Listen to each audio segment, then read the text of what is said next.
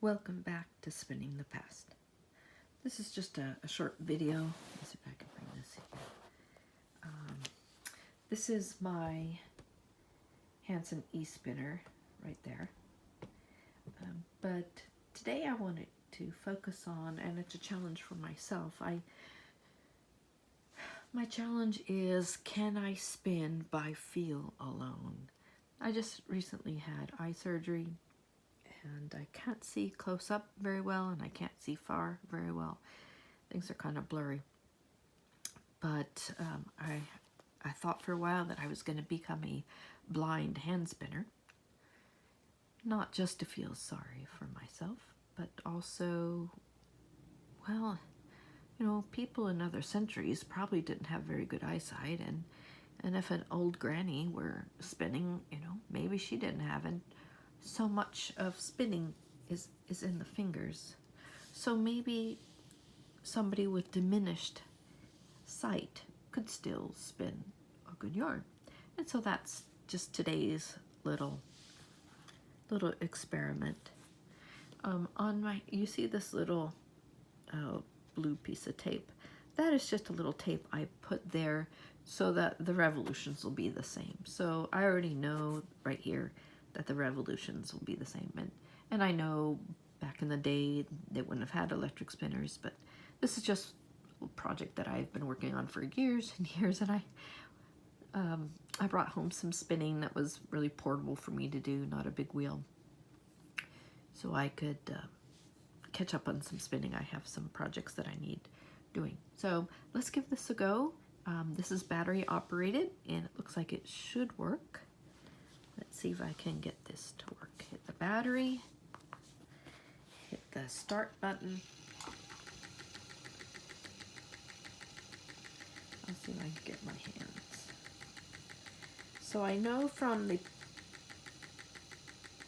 previous this bit about how thin it needs to be, and that's what you need for a consistent yarn. So again, I know before we started about how thin it needs to be, and so much of hand spinning is developing that dexterity. You need to have about the same amount of fibers with the same twist, and that is what gives you a consistent yarn.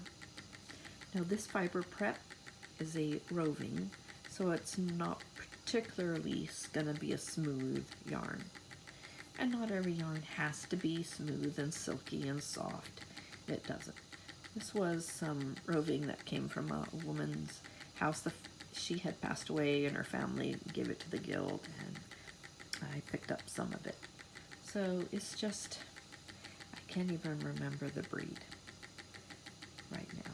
But I just wanted to see, I'm not even looking at my hands while I'm talking to you. I'm looking at the phone, actually. Just to make sure my hands. Here. As you can see, I'm still packing. You can see all the, over here I have boxes of stuff. I need to get this craft room packed up. So I'm just sitting here, and I am spinning by feel. Now this is where some people who don't vary their spinning, they get in trouble. They do not challenge themselves to spin different diameters. So if you don't challenge yourself to spin you just spin the same yarn again and again and again. And a friend of mine, Mary, she called it Mary yarn. Didn't matter what fiber, what breed, doesn't matter anything. It would be the exact same grist or the exact same diameter for anything, and she wanted to break out of that. So that's why she got involved in Master Spinner, and that also convinced me why I wanted to do Master Spinner, because it's just, face it, it's just fun. There's no counting stitches, and it just goes. And the good thing about the electric spinners is that electric spinners are simply twisting machines, and the traditional treadle wheels, all we do is use our feet to add that twist, to to add the action of it. So again, I'm just kind of letting my hands feel. Trying to get about the same. I'm feeling it right here between my thumb, my index finger, and my middle finger. Maybe even my fourth finger. I'm kind of just pulling out in front of it about how many threads that my fingers feel would give me the consistency. Now this is a single, and I wouldn't use a single in weaving or knitting or anything. I would usually ply. But this will be plied up. When I say ply up, that means I will take a couple of bobbins of these singles and then I will ply them together. Probably a 3. I like 3 plies right now. I'm going through a 3 ply phase. 2 ply is great for weaving. 3 ply is good for knitting. 4 ply is as well. There I go. There's a little slub, but I don't care. Remember, it has to have about the same twist, and this twisting machine will give me the same twist per inch. And it really does lend itself to a kind of short forward draw, which is what I'm doing here.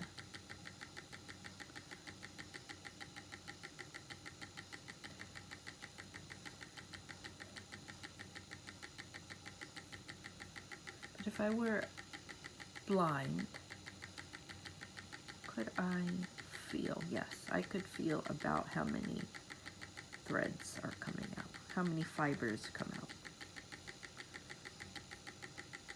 That's the kind of dexterity you need to develop as a hand spinner, so that you could spin blind if necessary.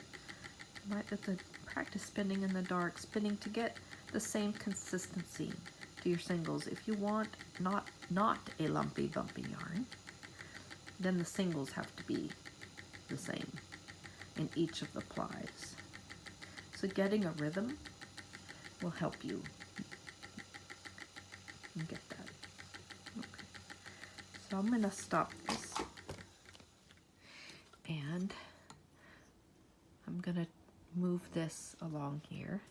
I have to always turn on the battery pack that I have, and I will just continue. So, can I spin blind? They said they were going to fix my eyes. They fixed them, but on the other hand, they don't work at the same time. So. And I was very upset what I'm going to do with my spinning career. But it's like, well, I guess I could spin blind. I could feel when things, I could sense about how long I've been in one spot. Some of these bobbins need to be, these little sliders need to be moved. So where is it? Sorry. There you go. So this slider moves, and it feels, you have to do that manually. But I would stop, and I could feel it. I can feel right now where the lumps and bumps are. Where I have been going is kind of a lump. I'll just move it down just a little bit. There's an indentation, and we'll fill that up.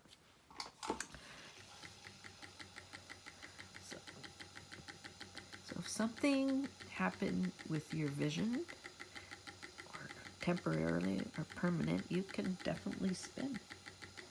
Since spinning is really the dexterity of your hands and your fingers. I feel those fibers slide. I feel them. Maybe like a little spider feels the diameter of her little web to get it even. So anyways, that's just a little video I wanted to do today. I have some videos that are being edited right now, and I'm hoping that I can get those up in the next week or so. I have to go somewhere else out of my house, and I have to go there and use their computers and get some help. And people there don't know too much about video editing, so it just takes a long, long time. So it's just one of the things I have to fit in. So I apologize for the sparse. I really wish I had a better means of uploading. Apparently from your phone to the computer is a real hassle. So even the geeks had trouble uploading from my phone to a computer. So anyways, that's my problem. I really wish I could produce more videos. And I'd love to teach. I would love to share more with you. I've got some books from the library from the 18th centuries, things about wool production in the USA. I want to go over that with you because this is about spinning the past, not just about contemporary spinning, but also spinning. What do these old books have to say about wool production or spinning back in the 19th and 18th century? So because I have access to an academic library, I can get those sources pretty easily. So again, I will try to do my best to put some more videos, to upload these things a little bit more regular. So thank you for bearing with me, and I'll see you next time on Spinning the Past.